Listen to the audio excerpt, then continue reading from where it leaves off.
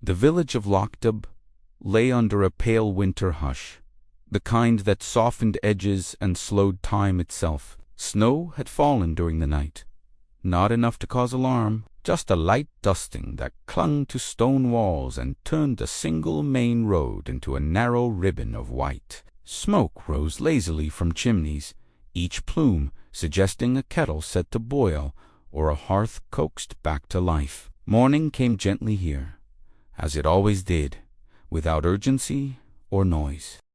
At the far end of the village, the loch rested dark and still, its surface barely disturbed except by the occasional ripple from a passing swan. The hills beyond were wrapped in mist, their outlines blurred as if the world had decided not to reveal everything at once. It was this sort of morning that encouraged the reflection, and the villagers moved through it with the quiet confidence of people who believed they knew what the day would bring.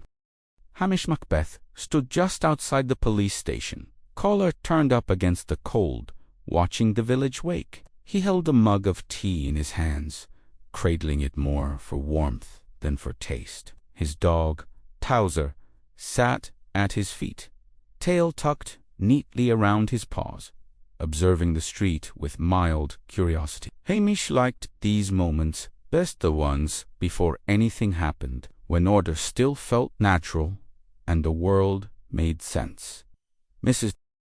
Harris from the post office was the first to pass, her boots crunching softly on the snow. She nodded at Hamish, as she always did, and he returned the gesture with a polite smile. There was comfort in such routines. A nod meant acknowledgement, belonging. In a place like Lochdubh, small gestures carried weight. Down the road, the shopkeeper was unlocking his door, grumbling quietly about the cold. The smell of baking bread drifted from the hotel kitchen, promising warmth and sustenance. Somewhere, a radio played an old folk tune, faint but familiar. Nothing seemed out of place, and yet Hamish felt it before he could name it, a slight disturbance, like a note played just off key. It was subtle, a pause where there should have been movement, a hesitation in Mrs. Harris's step when she reached the corner, as though she'd remembered something unpleasant. Hamish watched her glance back, toward the road that led out of the village, the one that wound its way to the small railway halt, several miles away. She shook her head, adjusted her scarf, and continued on, but the moment lingered. Hamish took another sip of tea, his eyes narrowing, slightly, not in suspicion, but in thought. He had learned long ago that trouble rarely announced itself loudly in Lochdubh. It crept in quietly, wearing the disguise of normality, leaving people uneasy without knowing why. The winter train had arrived early that morning, its arrival marked not by sound few ever heard it from the village, but by the knowledge that it had come. The train was an occasional thing in winter, stopping only when it had reason to, usually to let off the odd visitor or deliver supplies. Most days it passed by without pause, a distant presence linking Lochdubh to a wider, faster world. Today it had stopped. Hamish had heard this not from any official notice, but from the way conversation bent around the fact. A half-sentence here, a lowered voice there. The hotel owner had mentioned it while complaining about the cost of heating, her words trailing off as if she'd nearly said too much. Even the shopkeeper had looked up sharply when a customer asked if there'd been any deliveries. Something had come with that train, or someone. Hamish finished his tea and set the mug down on the step. Towser stood at once, sensing movement, ready to follow. They began walking toward the village centre. Hamish's pace unhurried, his mind open. He greeted old Mrs. Begg as she struggled with a bag of coal, offered to carry it for her. She accepted with gratitude, but her usual stream of gossip was oddly restrained. "Cold morning," she said, unnecessarily. "Aye," Hamish replied, waiting. She hesitated, then added, "Feels different, somehow." Hamish nodded, as if she'd confirmed a thought he'd already had. "Winter does that," he said gently. She smiled, relieved by the normality of the exchange, and shuffled off once her coal was delivered. Hamish watched her go, noting the way she glanced again toward the road out of the village. By the time he reached the hotel, a small group had gathered near the entrance, not close enough to be obvious, but close enough to suggest shared concern. Voices were low, faces serious. When Hamish approached, the conversation faltered, then stopped altogether. He raised an eyebrow, more amused than offended. "Morning," he said. "Anything I should know before I go in for my breakfast?" There was a moment of silence. Then the hotel owner sighed. "It's probably nothing," she said. "Just someone passed through, didn't leave as expected." Hamish felt the weight of the words settle into place. Passed through, didn't leave. No mention of harm, no accusation, just absence where presence had been anticipated. "I see," Hamish said softly. No one elaborated. They didn't need to. In Lochdubh, stories unfolded slowly, shaped by glances and pauses as much as by facts. Hamish knew better than to press too hard, too fast. Whatever had happened, it would reveal itself in time through tea shed, through emotions misplaced, through the quiet ways people reacted when they believed no one was watching. As he stepped inside the hotel, Towser trotting beside him, Hamish felt that familiar shifter, gentle turning of the village's rhythm. Life would go on much as before. People would still bake bread, light fires, complain about the cold, but beneath it all, a question had taken root. And Lochdubh, for all its comfort and calm, was very good at keeping secrets warm until they were ready to be spoken. By mid-morning, the snow had begun to soften, losing its crispness and turning faintly gray along the edges of the road. Water dripped steadily from rooftops, tapping out an uneven rhythm that followed Hamish as he made his way back toward the police station. The village had settled into its daytime pattern, but the earlier stillness had not quite returned. There was movement, conversation, the familiar choreography of daily life, yet it all seemed slightly out of step. Hamish noticed it in the smallest ways. Mrs. Harris lingered too long over a stack of letters that had already been sorted. The shopkeeper rearranged items on his shelves with unnecessary precision, as though order might keep something else at bay. Even Towser, usually content to nap in a patch of winter sunlight, paced the room before finally lying down with a soft huff. Hamish sat at his desk and leafed through paperwork he already knew by heart. There was nothing official waiting for him. No report, no call from Inverness, no demand that he do anything at all. Whatever had happened with the winter train had not yet crossed the invisible line into formal trouble. That suited Lochdubh just fine. The village preferred its disturbances informal, handled quietly if possible. Still, Hamish felt a responsibility to understand the shape of the unease. He had learned that people rarely came to him directly at first. They tested the waters, offered fragments, watched his reaction. If he was patient, the rest would follow. The hotel dining room was warm and smelled faintly of porridge and frying bacon. A few locals sat at separate tables, pretending not to watch one another. Hamish took his usual seat by the window, Towser curling beneath the table, and accepted a cup of tea without comment. The hotel owner brought his breakfast and hovered for a moment. "Busy morning," Hamish said casually. She gave a short laugh. "Quiet? Rarely. Winter does that." But the train stopped. Her hand tightened on the teapot. Aye, it did. She moved away before he could say more, but Hamish had learned as much from her reaction as he might have from a full confession. People didn't guard ordinary news so carefully. At the next table, two women spoke in low voices. Hamish caught only fragments. Not from here, and no luggage at all, and later kept to himself.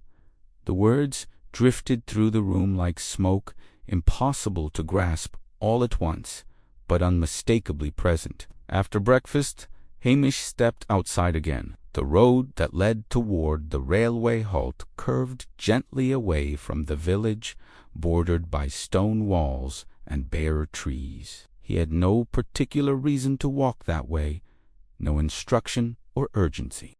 He went simply because it seemed the direction in which the village's attention was quietly pointing. The air was sharp, the sky pale and undecided. As he walked, Hamish thought about strangers and the way they unsettled places like luck. It wasn't suspicion that bothered people, not usually.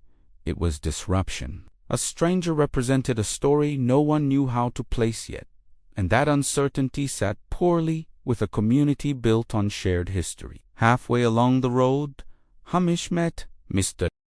Fraser, who was out earlier than usual, leaning heavily on his stick. "Morning, Hamish," he said. "Out for a stroll?" "Something like that," Hamish replied. "You're up early." Mr. Fraser snorted. "Didn't sleep well." "Cold," Hamish suggested. Mr. Fraser shook his head. "Too many thoughts." Hamish waited. Eventually, they began walking together, their pace slow and companionable. "Folk are talking," Mr. Fraser said at last. "Not saying much, mind you, just enough to make things uncomfortable." "About the train," Hamish said. "Aye. About the man who got off." That was the first time anyone had said it so plainly. Hamish felt a quiet satisfaction not at the content, but at the trust implied by the words. "He didn't come into the village," Mr. Fraser continued. "Not proper. Stood about for a bit, from what I hear. Looked lost, maybe? Or waiting? Did anyone speak to him?" "Old Angus did," said the man asked about the hotel, then changed his mind. Walked back toward the tracks. Hamish considered this. And after that, Mr. Fraser stopped walking. He leaned on his stick and stared at the road ahead. "After that," he said, no one saw him again. They stood in silence, the wind moving through the bare branches above them. Hamish felt no urge to hurry the moment. Silence often carried more truth than questions. "I don't like it," Mr. Fraser said finally. "Not knowing. Neither do I," Hamish replied. "But knowing comes in pieces." They parted ways shortly after, Mr. Fraser turning back toward the village, Hamish continuing on alone. He didn't reach the railway halt. Instead, he stopped where the road dipped slightly, offering a view of the tracks in the distance. There was nothing remarkable there. Now just steel lines stretching away, empty and cold. Hamish imagined the stranger standing in that quiet place, wrapped against the cold, carrying whatever thoughts had brought him this far. He imagined the village nearby, warm and lit, unaware of how close its calm had come to being disturbed. On his walk back, Hamish noticed how people watched him, not openly, but with a careful awareness, as though his presence now meant something more than it had that morning. He was not yet investigating, not officially, but the village had begun to lean toward him, gently, hopefully. By the time he reached the police station again, the light had begun to fade. Tauza followed him inside, settling down with a contented sigh. Hamish hung up his coat and stood for a moment, listening to the quiet. Nothing had been said outright. No crime had been named, and yet the shape of a story was emerging, formed by absences and glances, by the way people avoided certain roads and repeated certain phrases. Outside, Lochdubh carried on, as it always did. Fires lit against the cold, doors closed against the dark. But somewhere beyond the village, near the tracks where the winter train had paused, a missing presence lingered, and Hamish Macbeth knew that before long someone would find the corridor, Then he too spake it aloud. The light failed early that afternoon, as it often did in winter, leaving Lochdubh wrapped in a soft grey dimness long before anyone was ready for night. Lamps flickered on in windows, one by one, each small glow pushing back the dark just enough to feel reassuring. Hamish Macbeth stood at his window and watched the village settle, his reflection faintly visible in the glass, older and more thoughtful than he remembered feeling. He had not written anything down yet. No notes, no timeline. There was something about this situation that resisted being pinned to paper. It felt less like a problem to be solved and more like a mood that needed understanding.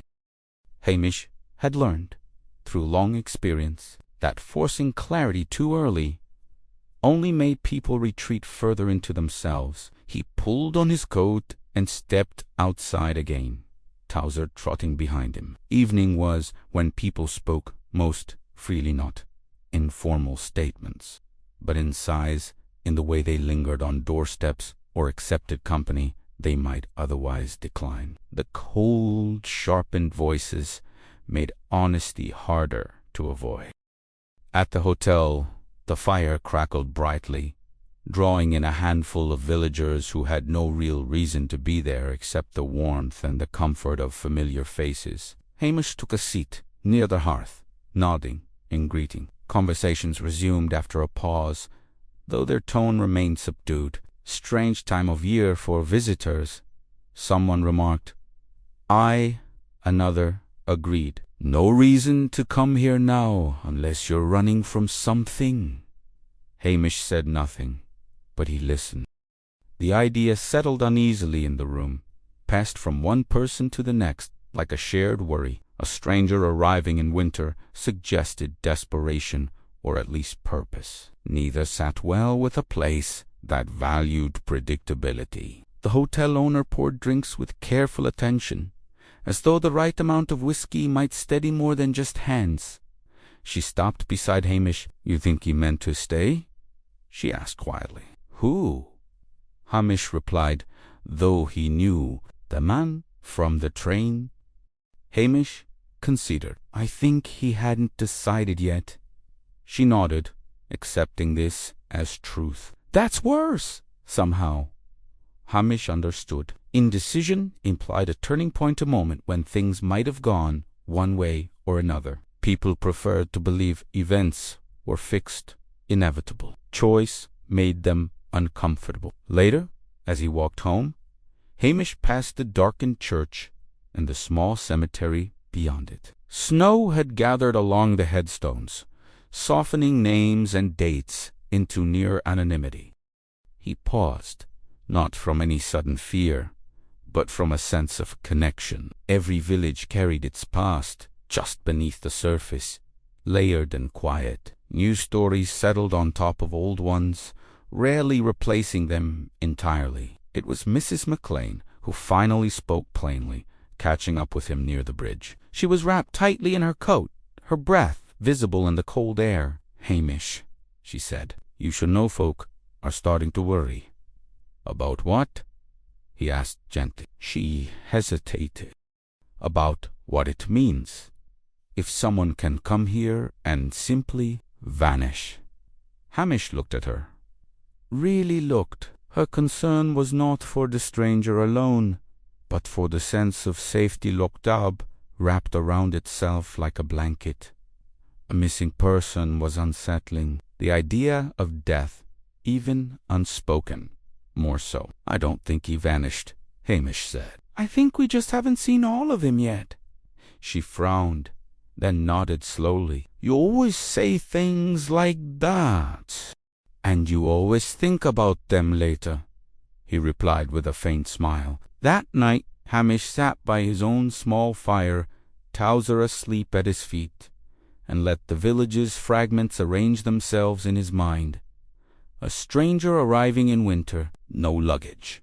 A brief question about the hotel. A turn back toward the tracks. And now, an absence felt keenly enough to draw people together in quiet concern. What struck Hamish most was the lack of fear. There was unease, yes, but not panic.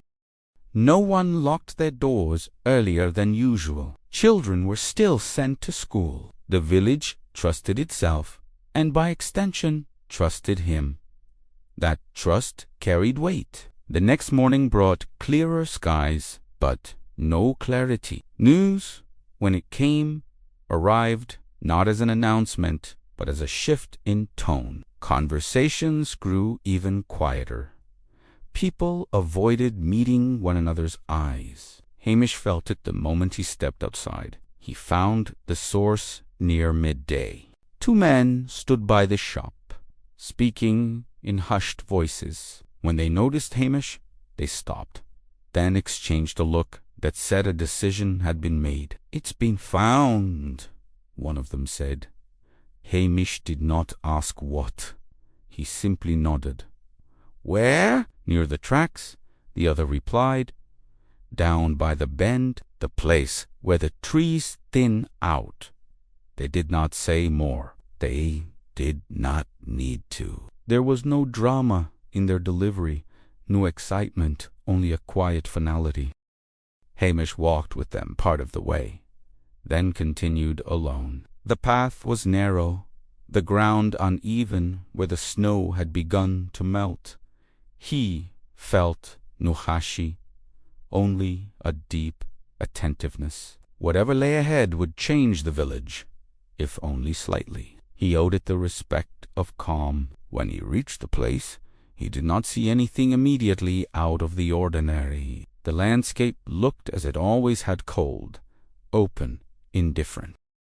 It was only when he noticed the way the grass lay flattened and the unnatural stillness of the birds that he understood. The stranger had not merely disappeared. He had reached the end of his journey here. Hamish stood for a long moment, hat in hand, the winter air pressing close. He felt no triumph, no surge of purpose, only a steady resolve, shaped by the knowledge that this story now belonged to Lochdubh.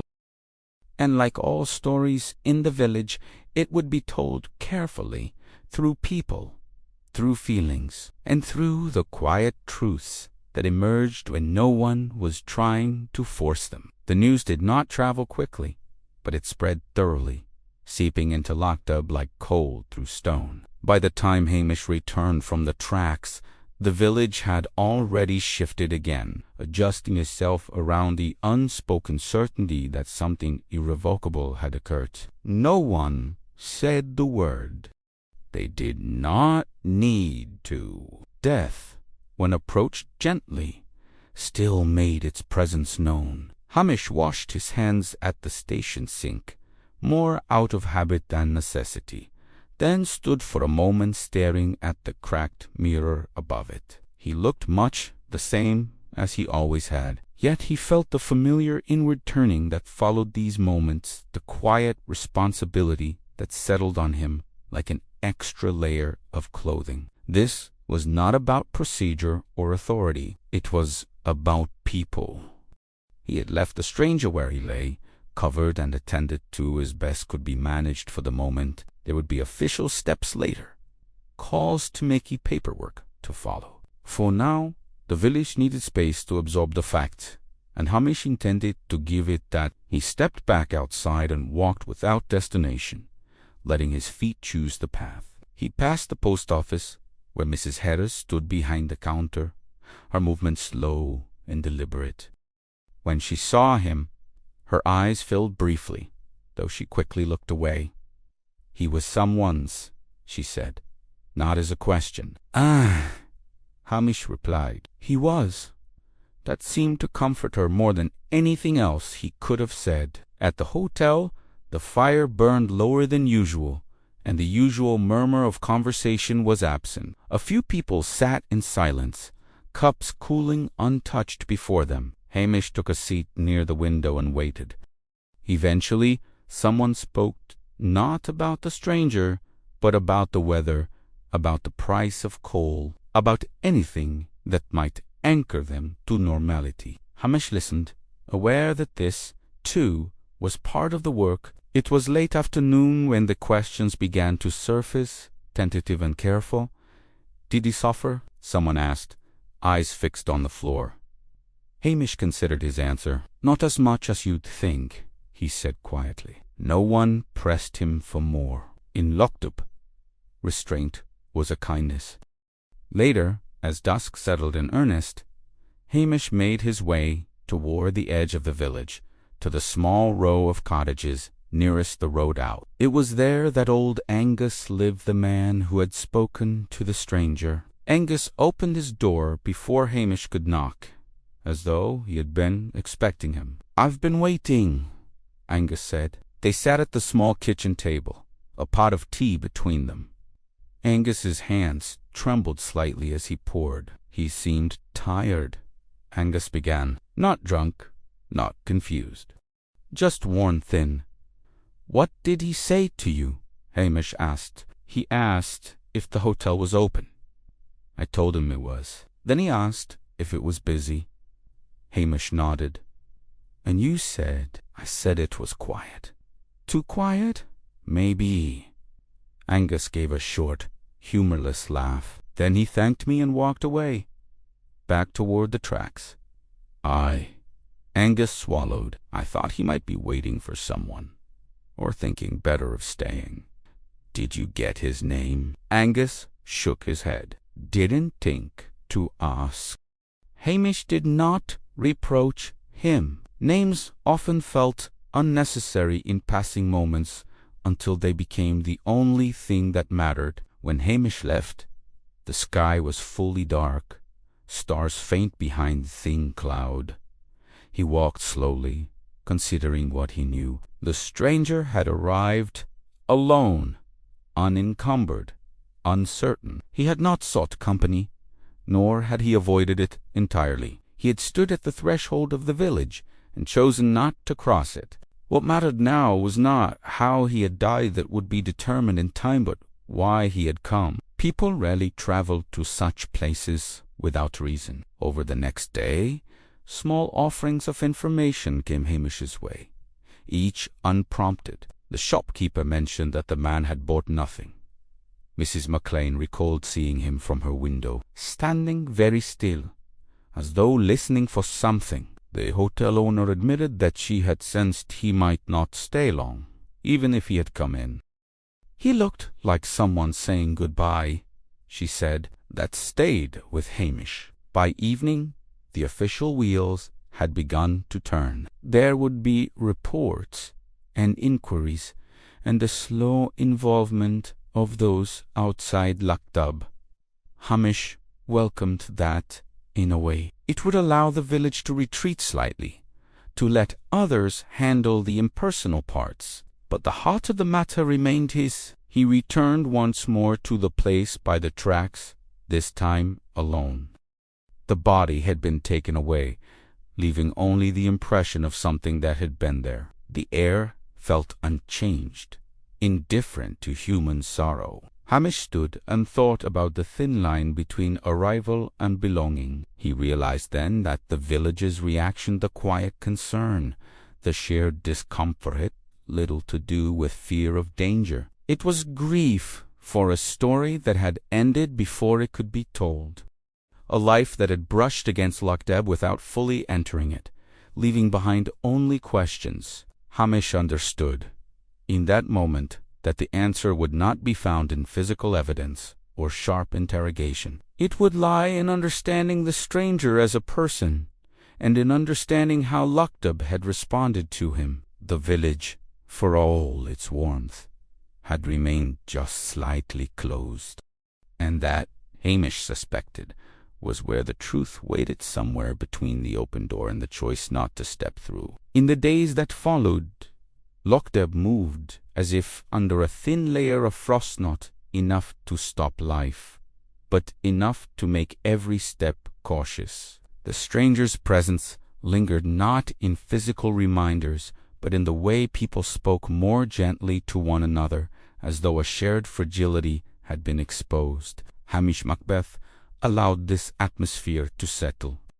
He knew better than to disturb it too soon. The first letter arrived on the third morning. It was addressed simply in careful handwriting to the police station.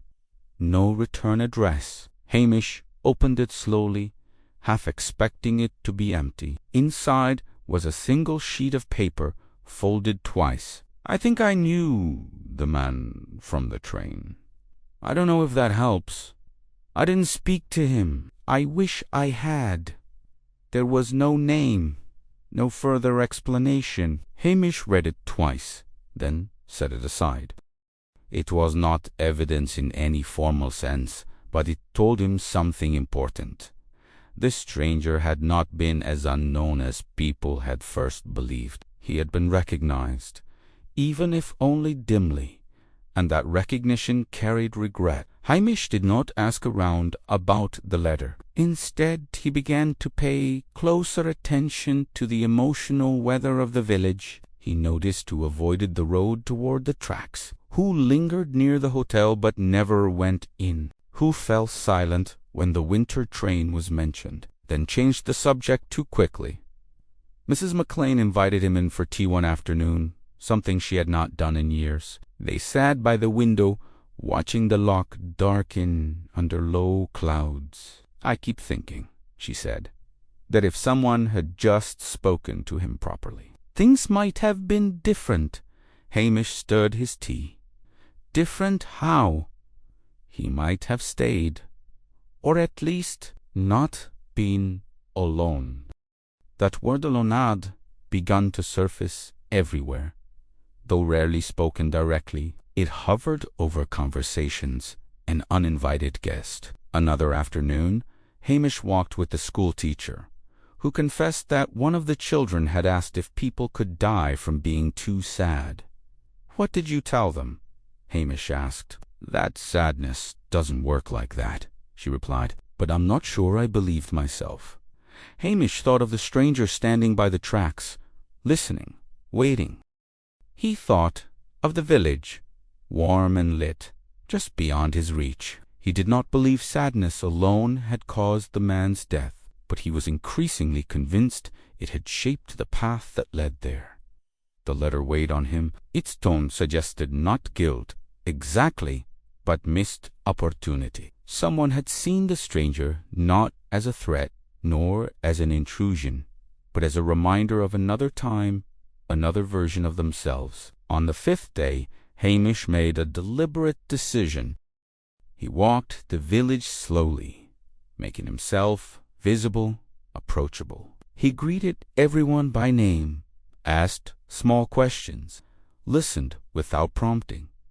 By evening, someone finally spoke. It was Mrs. Harris, her voice low as they stood in the post office. After closing, "He looked like my brother," she said abruptly.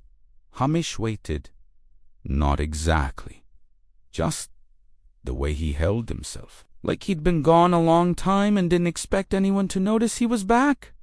Her eyes filled. "My brother left years ago.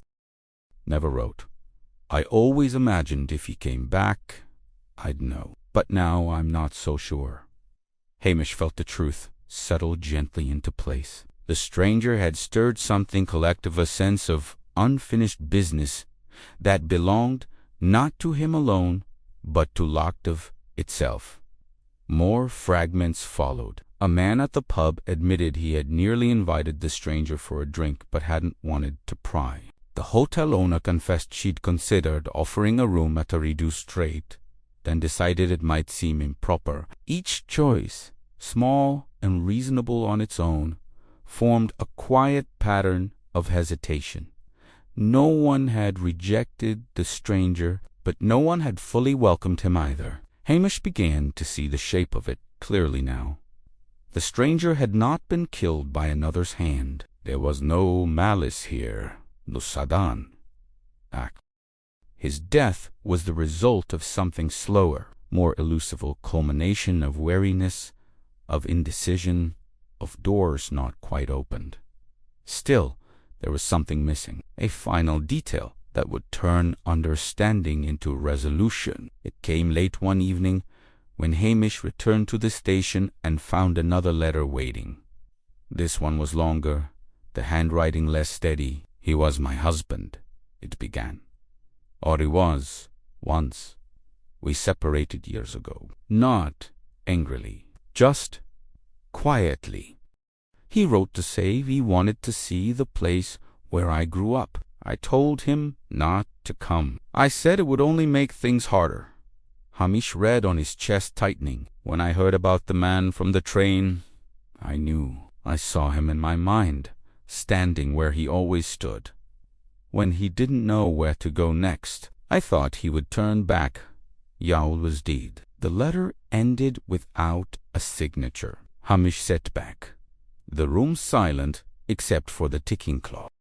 The stranger had come not seeking refuge, but closure. He had reached the end of a long internal journey, one that Lochdubh had unwittingly become part of. The village had not failed him exactly, but it had mirrored his uncertainty, offering kindness without commitment, warmth without invitation. Outside, the night was calm. Lights glowed in windows. Life continued as it always would. Hamish folded the letter carefully. He knew now what had happened and why. The truth was not accusatory. It did not demand punishment. It asked only to be understood, and in understanding it, Lochdubh would have to reckon not with guilt, but with the knowledge that sometimes the smallest human gestures mattered more than anyone liked to admit. With the truth taking shape, Lochdubh seemed to exhale, though no one could have said precisely why. The sharp edge of uncertainty softened into something heavier, but more stable, a shared understanding that what had happened was not the result of cruelty, but of distance. Hamish Macbeth felt this change immediately. People spoke more openly. Now their voices steadier, their eyes less guarded. Still, one detail continued to trouble him. The stranger's final decision. The moment he chose the tracks over the village remained incomplete in Hamish's mind.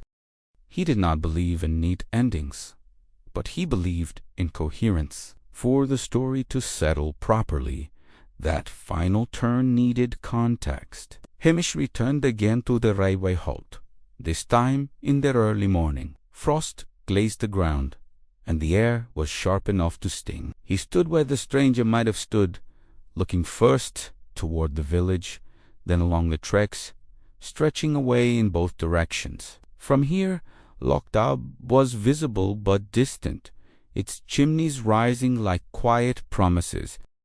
The road back was clear, uncomplicated, and yet the stranger had turned away. Hamish noticed something he had missed before.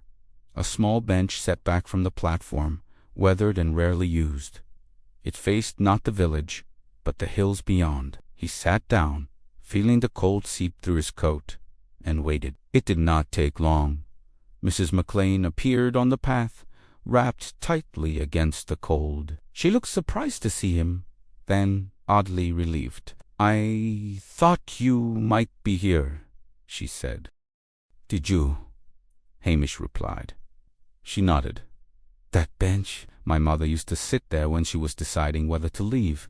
Hamish gestured for her to join him. They sat in silence for a moment, looking out at the hills. "He told me about this place," she said quietly.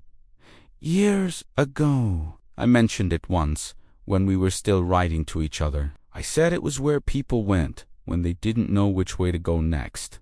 Hamish listened carefully. "He asked if it helped," she continued. "I told him it did, that sometimes sitting still was enough." Hamish felt the last piece slide gently into place. The stranger had not wandered aimlessly. He had come to a specific place, guided by memory and meaning. The decision he made there had been his own, shaped by long years of quiet separation. Later that day, Hamish gathered the essential people not for a formal meeting, but for tea at the hotel. Mrs. Harris, the hotel owner, Old Angus, Mrs. McLean. They sat together, cups in hand, the fire crackling nearby. Hamish spoke calmly. without dramatic. He explained what he had learned, not in terms of cause and effect, but in terms of human feeling. He spoke of the letter, of the long separation, of a man who had come seeking an ending he could live with or die without. There were tears, but no anger. No one protested. No one demanded someone be blamed. "I thought if I'd invited him in," Angus said slowly, "it might have changed things." "Maybe," Hamish replied. "Or maybe it wouldn't have. What matters is that he wasn't turned away." That distinction mattered to them. It softened the weight they carried. In the days that followed, Lochdubh resumed its rhythm, but with small changes. People lingered longer at doorways. Invitations were extended more readily. The hotel owner made a habit of asking newcomers how long they planned to stay, not out of suspicion, but interest. Hamish completed the necessary reports, careful to use language that respected the man's life rather than reducing it to an incident. The case, as far as the authorities were concerned, would be closed quietly, but for Hamish, the work was not yet done. On a clear evening, he walked once more to the edge of the village, Towser at his side. The lights behind him glowed warmly, a constellation of small assurances. Ahead, the hills lay dark and vast. Hamish thought about the stranger, about all the moments that led him here. He thought about Lochdubh, and how easily Cumfa could slip into caution. He knew the village would remember this not as a failure, but as a lesson. The train passed that night without stopping, its sound distant and fleeting. Hamish watched its lights disappear and felt a quiet sense of closure settle in his chest. The story had reached its turning point, not with revelation or confrontation, but with understanding. What remained now was to let that understanding find its place in the lives of those who would carry it forward. Lochdubh would continue as it always did, but somewhere within its familiar calm, a subtle shift had occurred, a widening, perhaps, of the space it made for those who arrived uncertain, standing at the threshold, waiting to be seen. In the weeks that followed, Lochdubh slipped back into itself with practiced ease, as though the village had gently folded the stranger's story into its long memory and carried on. On the surface, little had changed. The same doors opened in the mornings. The same fires were lit at dusk, yet beneath these familiar motions ran a current of quiet self-examination, unspoken but shared. Hamish Macbeth noticed it most in what people did not say. The winter train was mentioned less often now, but when it was, voices softened instinctively. The road to the railway halt was used again, though people walked it with a different awareness, pausing where before they might have hurried. The bench at the platform, once ignored, was cleared of snow more often, as if someone might need it. Hamish allowed the village this space. He knew that after understanding came integration, the slow, human work of letting meaning settle into habit. One afternoon, he walked with the shopkeeper along the loch's edge. The man spoke of nothing important at first: supplies, tourists who would not come until spring, the price of tea. Then, without looking at Hamish, he said, "I keep thinking about all the times I didn't ask questions." Hamish did not respond immediately. "I always thought it was polite," the shopkeeper continued, "not prying, letting folk be." "It usually is," Hamish said, "until it isn't." The shopkeeper nodded. "Hard to know the difference." "That's the trouble," Hamish agreed. Elsewhere, Mrs. Harris began greeting customers with an extra moment of attention, asking after relatives, listening more carefully to the answers. Mrs. McLean volunteered to help at the school, saying she liked being around the noise. Angus took to sitting outside his cottage in the afternoons, as though to make himself unmistakably present. None of it was dramatic. That was the point. Hamish, meanwhile, felt the subtle shift inward that always followed a case like this. There had been no villain to confront, no moment of triumph. Instead, the resolution had asked him to hold space for sorrow, for understanding, for the uncomfortable truth that kindness sometimes required more courage than caution. He spent one evening writing a letter of his own. It took several attempts before the words felt right. When he finished, he read it once, then folded it carefully. It was addressed to the woman who had written to him, thus Strangel's wife, or former wife, depending on how one chose to see it. He did not explain the details she already knew. He wrote, instead of the village, of the loch in winter, of the way light gathered in windows at dusk, of the quiet dignity with which her husband had been spoken of after his passing. He wrote that her memories of him had found echoes here, and that he had not been alone at the end, not truly. Hamish posted the letter the next morning and felt a small weight lift as it disappeared into the system of things beyond Lochdubh. Winter deepened, bringing heavier snow and shorter days. With it came a return to routine that felt earned rather than automatic. The village had not forgotten the stranger, but had no longer flinched at the thought of him. His story had become part of the landscape, like the old cemetery or the bend in the road, something acknowledged, respected, and carried forward. One evening, Hamish found himself back at the hotel, sitting by the fire with a small group of locals. The conversation drifted, as it often did, toward the past. "Do you remember the man who came through years ago?" Someone said, "The one who stayed just one night and left before breakfast." "Aye," another replied. Said he liked the quiet. They spoke of him kindly, then moved on. Hamish listened, recognizing the pattern. The stranger from the winter train had joined that quiet company, those who passed briefly through Lochdubh and left an impression disproportionate to their stay. Later, as Hamish walked home under a clear sky, stars sharp against the cold, he thought about the nature of mistakes. The village had not acted wrongly. Exactly. It had acted as it always had, guided by habits that usually served it well. The mistake, if there was one, lay in assuming that what was sufficient for most would be sufficient for all. That was not a crime. It was a human limitation. Hamish paused at the edge of the village and looked back. The lights were steady, welcoming. He felt a deep affection for the place and its people, flawed and kind in equal measure. He knew that another stranger would come someday, another person uncertain, carrying their own history like a quiet burden. When that happened, Lochdubh would not transform overnight into something else, but perhaps it would hesitate less. Perhaps a door would open a little wider, a question asked a little sooner.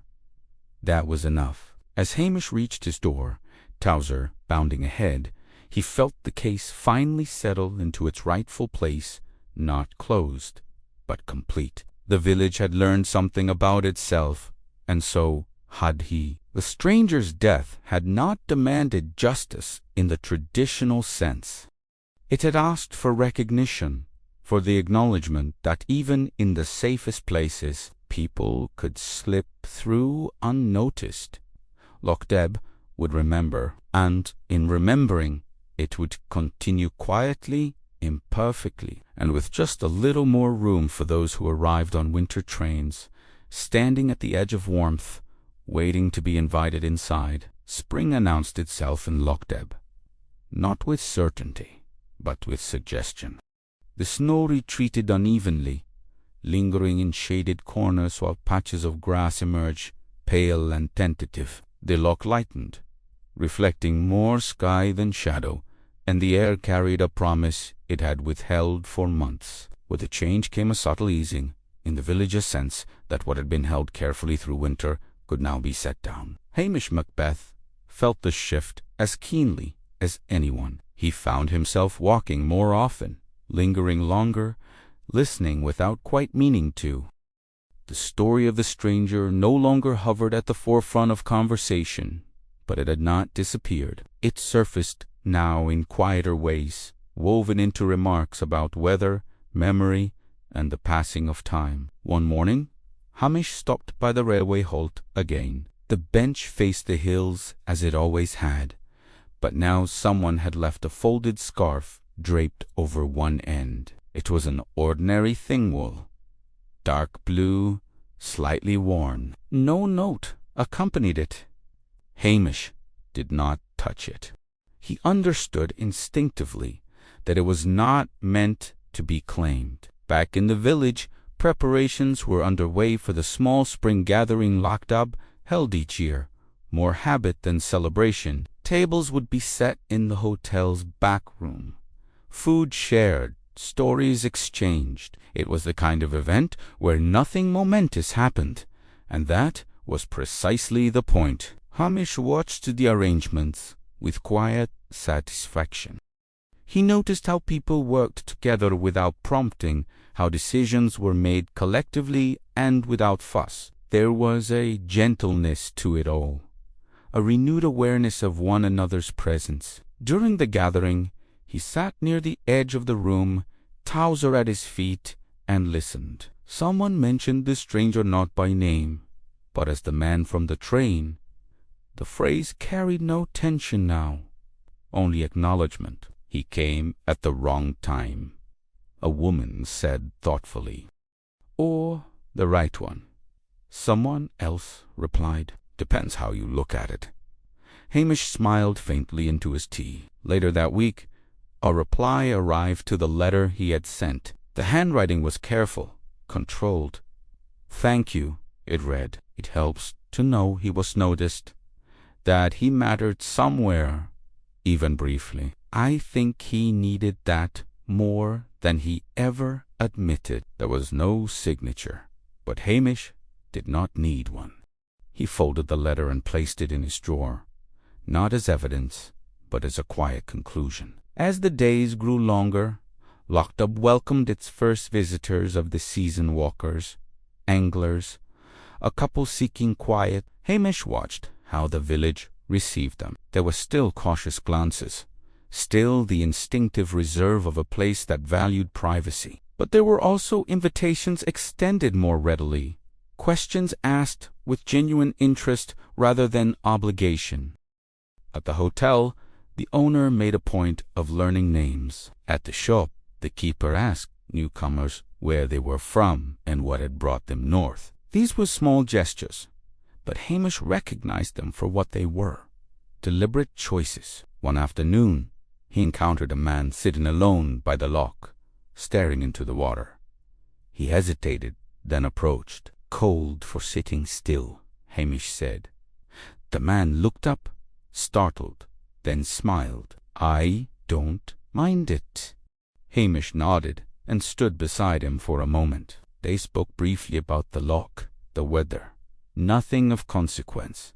When Hamish moved on, he felt a quiet satisfaction, not because he had intervened, but because the village had made space for such moments to happen naturally. That evening, Hamish walked home along the familiar road, the air soft with the scent of damp earth. He thought about how stories ended or didn't. The strangest story had no dramatic resolution, no final revelation that could be neatly wrapped and put away. Instead, it had changed the shape of things subtly but permanently. He passed the cottages, lights glowing, voices carrying softly through open windows. Life, ordinary and precious, continued. At the edge of the village, he paused and looked back once more. Lochdubh stood much as it always had, stone and smoke and water and hills. But Hamish knew it better now, in its strengths and its hesitations. The bench by the tracks would remain, the scarf might be collected or might weather away. The winter train would pass again, perhaps stopping, perhaps not. What mattered was not what had happened, but what lingered, an awareness of connection, of responsibility to one another that did not demand heroics, only attention. Hamish felt no need to define the stranger's place in the village's history. He had been there. That was enough. As he reached his door, Towser circling eagerly, Hamish carried with him the quiet assurance that Lochdubh would endure, not because it was perfect, but because it was capable of learning slowly, gently, in its own time. And if another stranger arrived some day, stepping off a train in the wrong season, uncertain and alone, there would be a little more warmth waiting for them. Not guaranteed, perhaps, but possible. In a place like Lochdubh, possibility was often the most meaningful gift of all. By the time summer edged its way into the highlands, Lochdubh had shed the last visible traces of winter. The hills turned a patient green, the loch caught the light more generously, and the village breathed easier, as though it had been holding itself taut for months without quite realizing it. Life resumed its familiar patterns, but now those patterns carried faint impressions, like footprints fading slowly from soft ground. Hamish Macbeth felt less like the keeper of a story and more like its witness. The stranger's death no longer occupied his thoughts daily, yet it informed them, lending a quiet attentiveness to even the most ordinary encounters. He found himself listening differently, noticing pauses, sensing when words were withheld rather than spoken. One afternoon, Hamish was called not urgently, but with purpose to the hotel. A visitor had arrived by the midday train, a woman traveling alone. She had asked a few questions, lingered near the door, then sat quietly by the window. Nothing about her behavior suggested distress, yet the hotel owner felt it was worth mentioning. Hamish thanked her and went to see for himself. The woman looked up as he approached, her expression guarded but polite. He introduced himself without ceremony, took a seat nearby, and let silence do its work. "I'm just passing through," she said after a moment, as though offering reassurance. "That's how most folk come here," Hamish replied. "Sometimes they stay longer than they expect." She smiled faintly. "I'm not sure what I expect." They spoke briefly about the weather, the walk she planned to take along the loch. Hamish did not ask personal questions. He did not need to. When he stood to leave, she thanked him for sitting with her. It was a small thing, but as Hamish walked away, he felt certain it mattered. Later that evening, he took a familiar route toward the railway halt. The bench was still there, worn smooth by time and weather. The scarf was gone. In its place lay a small stone, set deliberately on the seat. Hamish picked it up, turned it over in his hand, then set it back. He understood gestures when he saw them. This was not remembrance tied to grief, but acknowledgment without demand. As he walked back, Hamish reflected on the nature of resolution. There would be no formal inquest that satisfied every question, no tidy moral to draw. What Lochdubh had gained was not certainty, but awareness or readiness to notice when someone hovered at the edges, uncertain whether to step forward. The village had not become braver overnight, but it had become more attentive. At the shop, Hamish overheard the shopkeeper asking a tourist how long they planned to stay, and whether they needed anything. At the post office, Mrs. Harris lingered over a conversation with a woman whose accent marked her as new, listening carefully rather than rushing her along. These moments passed unnoticed by most, but to Hamish they formed a quiet tapestry of change. He realized then that the stranger's story had completed its purpose, not by ending, but by echoing forward. One evening, as the light stretched long across the loch, Hamish sat outside his cottage, Towser dozing nearby. The air was warm enough to be comfortable, cool enough to be refreshing. A train sounded faintly in the distance, passing through without stopping. Hamish listened until the sound faded, then turned his thoughts inward. There would be other cases. There always were. Some louder, more demanding, some that called for firm decisions and clear authority. But this one had required something different: patience, empathy, and trust in the quiet intelligence of a community. When given time, he felt no pride in it, only gratitude. The stranger had arrived without announcement and left without ceremony, yet he had altered the village in ways that would endure. That, Hamish thought, was the measure of a life, not how loudly it declared itself, but how deeply it resonated. As the evening settled, lights began to glow in windows across Lochdubh. Doors stood open longer. Voices drifted easily through the air. Hamish rose and went inside, content in the knowledge that the village was not finished with its own story. It never would be. And somewhere beyond the hills, beyond the tracks and the turning seasons, the stranger's journey had found its quiet conclusion, out in answers, but in the gentle widening of a place that had learned, at last, how much even the briefest presence could matter. Autumn returned to Lochdubh with a familiarity that felt almost personal. The air sharpened again. Mornings arrived, wrapped in mist, and the hills took on their deeper tones of brown and gold. The village adjusted instinctively, as it always had, settling into the quieter rhythms that followed summer's departure. To an outsider, nothing would have seemed altered. But Hamish Macbeth knew better. He felt it in the way people paused before closing doors, in how greetings lingered an extra second longer than before. There was an ease now, a willingness to allow moments to unfold rather than be hurried along. The village had not reinvented itself. It had simply softened. Hamish walked the familiar paths daily, Towser never far from his side. The loch reflected the sky in muted shades, its surface calm even when the wind stirred the reeds. The railway halt stood as it always had, unremarkable and quiet. The bench remained, weathered and patient, offering nothing and expecting nothing in return. No marker had ever been placed for the stranger. There was no plaque, no spoken ritual, and yet he had not been forgotten. His presence had settled into Lochdubh like a story told once and then remembered without repetition. One afternoon, Hamish encountered Mrs. Harris walking with a young woman he did not recognize. They were deep in conversation, heads inclined toward one another. "She's staying a few days," Mrs. Harris explained cheerfully. "Thought you might like company."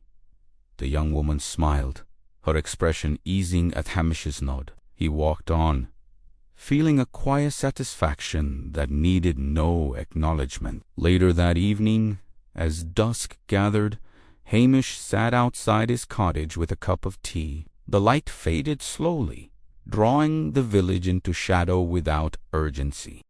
He listened to the ordinary sounds: footsteps on gravel, a door closing, distant laughter. It struck him how his alley life resumed its shape after being disturbed, and how those disturbances, nonetheless, left their imprint. He thought again of the stranger, of the journey that had brought him here, and the stillness that had ended it. There was no longer any sadness in the thought, only a gentle solemnity.